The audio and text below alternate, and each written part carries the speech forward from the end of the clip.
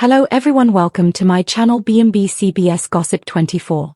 The bold and the beautiful spoilers for the next 2 weeks, November 10th to November 21st, reveal that Bill Spencer will focus on a toxic cleanup while Luna Nozawa moves forward with some prison guard manipulation.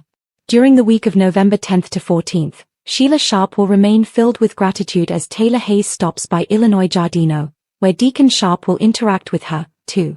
Deacon and Taylor will control themselves in front of Sheila, but they'll move in close for a slow dance once they are alone.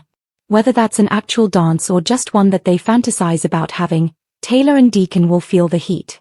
At Forrester Creations, Hope Logan and Steffi Forrester Finnegan will have a conversation about Deacon's therapy sessions with Taylor, so Hope will acknowledge that they are really helping him. Of course, Hope won't know just how much Taylor and Deacon are affecting each other's hearts. Steffi won't realize that either at first, but there's a good chance suspicions could start to emerge eventually. In the meantime, let's talk about Will Spencer and Elektra Forrester taking their relationship to the next level. It looks like Elektra will agree to move in the beach house with Will, but Bill will call in a favor first. The beach house was obviously the site of some pretty horrific Luna-related activities not too long ago.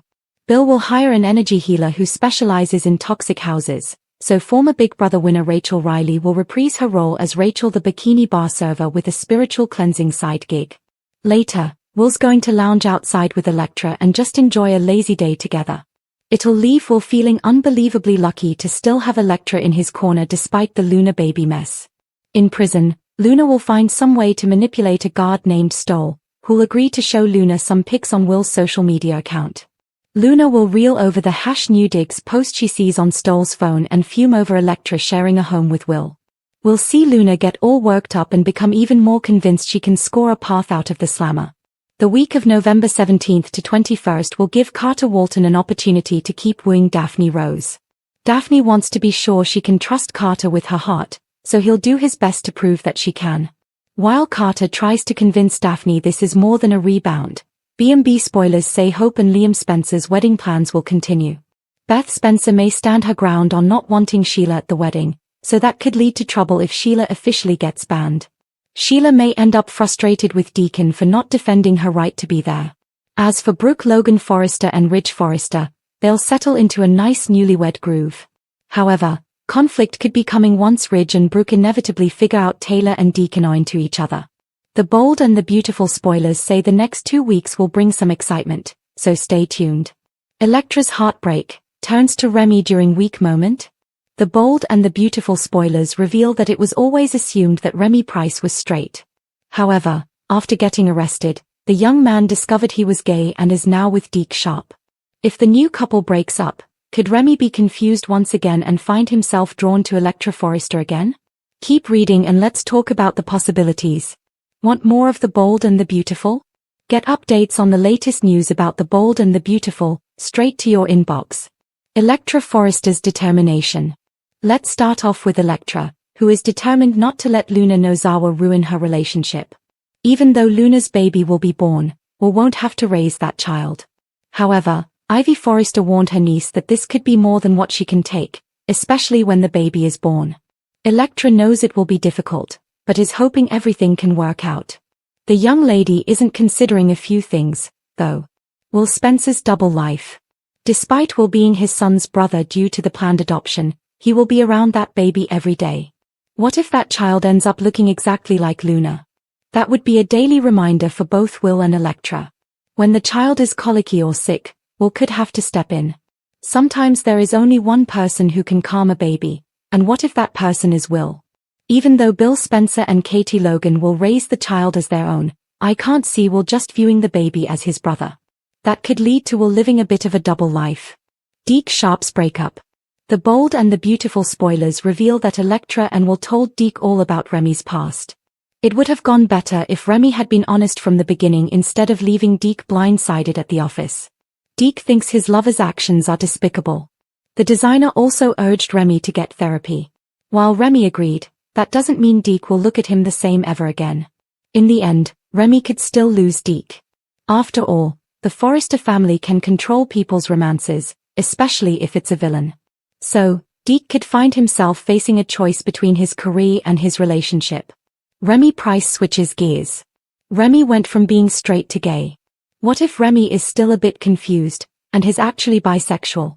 If Electra decides Luna's baby is too much to take, she could break up with Will. Even though she hates Remy, they do have a friendship history. So, could Remy be the shoulder that Electra cries on? Could it lead to something more? Bill hires her to purge toxicity, not just from his home, but from himself. Celeste, smiling, you built walls of wealth, William. But energy still seeps through. You've got ghosts you keep entertaining. Bill, gruff lady, the only ghosts around here are ex-wives and bad decisions. The moment feels absurd, until Celeste touches a spot on the floor and notes it's where Bill once stood when he nearly lost Katie years ago. The memory stirs something raw. Scene 2. Company tensions. At Spencer Publications, Liam and Wyatt press their father about rumors of a spiritual cleanse. Wyatt jokes it's midlife crisis yoga, but Liam isn't laughing. Liam, Dad, we're in PR crisis mode. You're talking about sage and chanting while Luna's threatening lawsuits from a jail cell. Bill, I've fought wars with my bare hands. Maybe I'm just tired of bleeding. Behind that line is exhaustion and guilt. Bill's involvement in Luna's imprisonment, however indirect, has made him question whether his version of justice has gone too far. Scene 3. The Healer's Warning. Celeste begins walking through the mansion, burning incense and placing small crystals near the framed photos of Bill's family. As she stops before a photo of Will, her face darkens. Celeste, your son carries your anger. He'll wield it against the wrong heart if you don't stop this pattern. Bill, frowning, you're saying my kid's gonna grow up broken. Celeste, unless you learn to forgive yourself first. Bill scoffs, but her words linger long after she leaves. Week 2, the toxins fight back. Scene 4, corporate blowback. News leaks of Bill's energy cleanse, and tabloids mock it as Buddha Bill's breakdown. Katie visits, torn between concern and amusement. Katie, you once called therapy emotional bankruptcy. Now you're meditating. Bill, meditating's free, and at least the voices stop yelling at me for 5 minutes. Their chemistry sparks, old affection mixed with decades of hurt, but Katie warns him not to hide behind spiritual nonsense while his company crumbles. Scene 5, Luna's countermove. Meanwhile, behind bars, Luna Nozawa has found her own way to manipulate energy, human energy. She's charmed a correctional officer, Guard Stoll, into smuggling her phone privileges. Through him, she begins posting cryptic updates to social media. Some of us heal our souls. Some of us expose them. #Spencer lies #justice for Luna. Each post gains traction, and soon Spencer Communications faces a PR nightmare, the very toxicity Bill hoped to expel. Scene 6, the confrontation. Bill storms into the mansion, where Celeste is finishing a final cleansing ritual. Bill, your incense and crystals didn't stop a thing. She's dragging my name through the mud again. Celeste, maybe because you're still giving her the power to. Her words cut deep. Bill throws the incense tray across the room, shouting that his done pretending piece is possible. Then, silence. The sound of his own rage echoes through the empty hall. He looks down at his reflection in the shattered glass and whispers, maybe I'm the toxin. The climax, the fire and the water. Later that night, as a storm hits Los Angeles, Celeste returns uninvited, drenched, but calm. Celeste, you wanted to cleanse this house, William. Now it's time to cleanse your soul.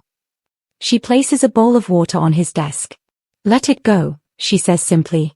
Bill stares at the reflection of his face, the same face that's haunted every broken heart in his past. He whispers, Luna, Brooke, Katie, I can't fix any of it. Celeste replies, then start with yourself. Bill plunges his hand into the bowl, the camera tightening on the ripples of water, symbolic of something shifting, even if he doesn't yet believe in it. Luna Nozawa's cot flickers, white, restless, and too bright for a woman who hasn't slept in 3 nights. She sits cross-legged on the thin mattress, a tangle of notebook pages spread before her. Each page is filled with sketches, half-remembered dresses, forester silhouettes that used to mean hope, freedom, art. Now they're just reminders of everything she's lost. A metallic rattle breaks the silence. Guard Stoll, the same broad-shouldered officer who's been assigned to her wing for a month, appears outside her bars. Stoll, you're up early again, Luna, didn't realize sleep was part of the sentence. Stole, smiles, you want your breakfast or your favor first? He means the favor, her illegal phone privileges, the small mercy she buys with charm and sketches of his daughter's prom dress. Luna stands slowly, voice low. Luna, the favor. Please. He glances down the hall, then slides a contraband phone through the slot of her door. The guard's hand trembles, she's trained him well. Stole, make it quick. Luna, I always do.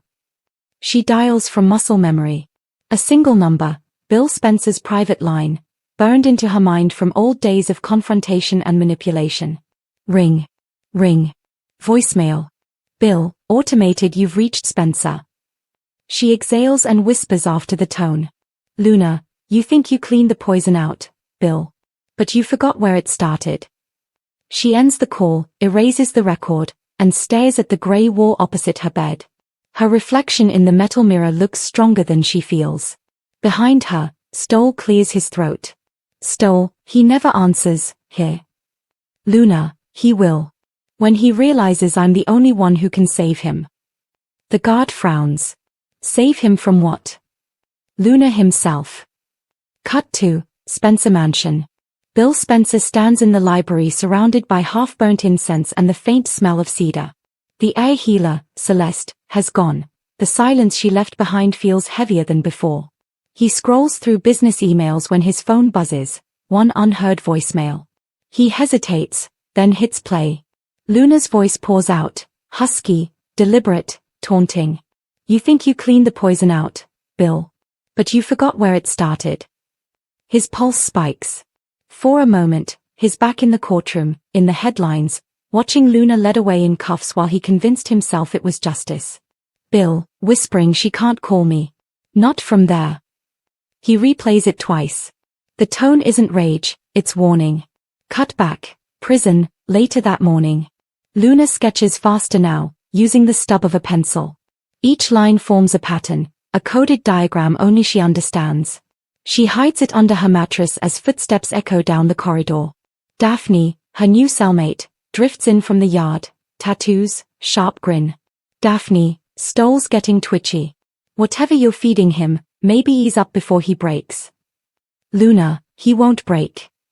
Daphne, everyone breaks. Question is when. Luna folds her arms, chin lifting. Luna, here's my signal. Once he gets what I need, the rest falls into place. Daphne eyes her curiously. Daphne, you're really gonna play the billionaire again, here? The one who put you here. Luna, I'm not playing him. I'm making him remember who taught him guilt. The intercom crackles. No Zawa, visitor authorization pending. Luna freezes. Luna, visitor? Who? Stole, off intercom, says it's from Spencer Public Relations. A slow smile spreads across her face. Luna, good. The message landed. Cut to Spencer Public Relations office, downtown LA. Bill stands before a large window overlooking the city, holding Luna's case file. Across the room, Katie and Liam argue softly. Katie, you can't go see her, Bill. It's a trap. Liam, she's using the system. She's always used people. Bill, maybe. But she's still connected to what happened with that guard leak, and if she's talking again, I need to hear it from her. He adjusts his cufflinks, the armor of a man about to walk into enemy territory. Katie, you don't owe her anything. Bill, quietly no. But I owe myself closure. Cut to prison visitation room. Metal chairs. Plexiglass. Static hum. Luna sits on one side of the glass, hair pulled back, eyes bright with defiance. On the other, Bill Spencer, impeccable suit, predator stillness. When the phone connects, the first thing she says isn't hello. Luna, you got my message. Bill, and I should have had your phone privileges revoked. Luna, then you'd never know what your company's about to face. Bill leans forward. Try me. Luna, the guard you just investigated, the leak from inside Spencer Communications? It's not over. Someone on your payroll sold access to the prison's internal database. My database. Bill, why tell me? Luna, smiling, because if I burn, so do you. But if you want to clean up your toxic mess for real, we work together. She slides a folded note toward the partition. That's the first name you need. The camera holds on Bill's face, anger, fear, and reluctant curiosity merging.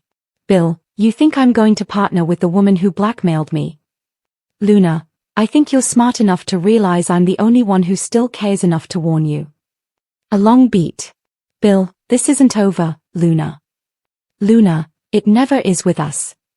Bill sits at his desk, the folded note Luna slid under the plexiglass lying open in front of him. One name is typed in precise letters. Brian Mayfield, Spencer IT Security. He knows that name. A mid-level systems engineer, quiet, polite, 6 years with the company. No reason to betray him, no reason except money. Bill exhales and dials. Wyatt answers groggily. Bill, wake up. I want a full background check on Brian Mayfield.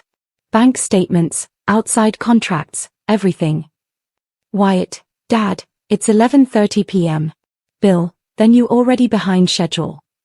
He hangs up and stares again at Luna's handwriting, small, deliberate, almost elegant. He hates that part of him admires it. Cut to prison cell block E, early morning. Luna sits on her cot, waiting. Daphne, still half asleep, watches her with wary amusement. Daphne, you sent him bait, here? Bet he's chewing already. Luna, he'll test it. He'll find out I'm right. Then he'll come back.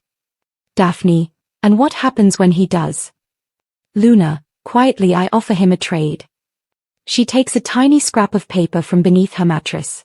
On it, bank routing numbers, partial login credentials, fragments she pieced together through stolen access. Evidence that could expose corruption both inside the prison and beyond. Luna, if Bill wants his empire clean, he'll need my doubt. Cut to Spencer Communications IT Lab. Wyatt and Justin Barber pore over screens. Lines of data scroll, security logs flicker red. Justin, she's not lying. Mayfield accessed restricted servers last week, specifically, the prison database Luna mentioned. Wyatt, tracked to an offshore IP. Someone paid him through a dummy account. Justin, and look at this, he uploaded employee files. Including yours, mine, and Bill's. Bill enters, expression carved from granite. Bill, so she was right. Justin, you want me to call the police? Bill, no. I'll handle it my way. Interior, interrogation room, Spencer HQ. Mayfield sits trembling as Bill circles him. Bill, you sold access to my files, to a prison database, to her. Who paid you? Mayfield, I don't know names. It came through a woman, called herself. She said she was inside but had friends outside. Bill, inside where? Mayfield, the women's facility. She promised I'd be protected if I gave her a backdoor login. Bill's jaw tightens. You're fired. Permanently. He doesn't shout. He simply gestures to Justin. Make sure he's gone before sunrise. Cut to prison visitation room, the next day. Bill returns, coat still wet from the morning rain. Luna is already there, waiting like she knew he'd come. Bill, you were telling the truth. Luna, of course. You're welcome. Bill, I had him removed. But that leak could have destroyed my company. Why warn me? Luna, because now you owe me. She leans closer to the glass.